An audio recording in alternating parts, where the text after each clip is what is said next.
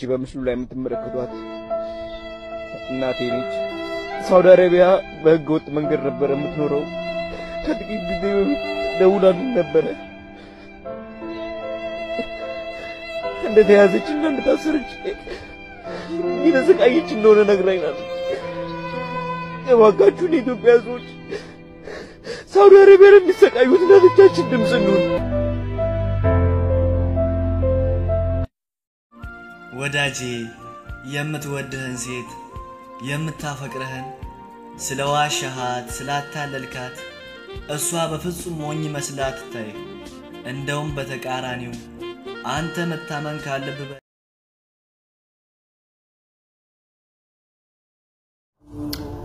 yoon si sobe moo yoon dhugaa siime an jireenyi kiyya waa hundaniin qaba garuu jireenyi kiyya si malee hin guutamu bilbilli chaarjera malee akkamiin guuttata makiinaan bansiira malee akkamiin deemti an si malee akkamittiin jiraata. Yeroo mijaawaa hin eeggatin yeroo magana fudhu mijeeffadhu nama si amanu gonkumaan sobin nama si sobu gonkumaa hin amanin waan darbe irraanfadhu garuu irraa bare wanni of duuba si deebisu ilaalcha mataa keetii.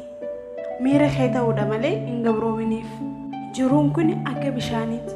Garbichi yoomillee hin tasgabbaahu simatu akkaataa ittiin daakan barbaachuu qaba yookaan barbaaduu qaba. Namni gaafa barbaade of argate jireenya haarawaa jiraachuu jalqaba.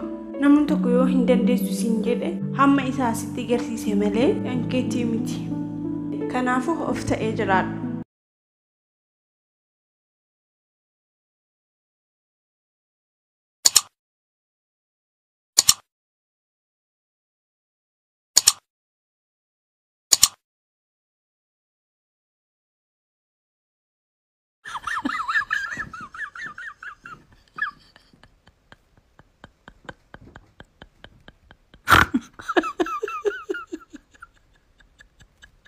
What?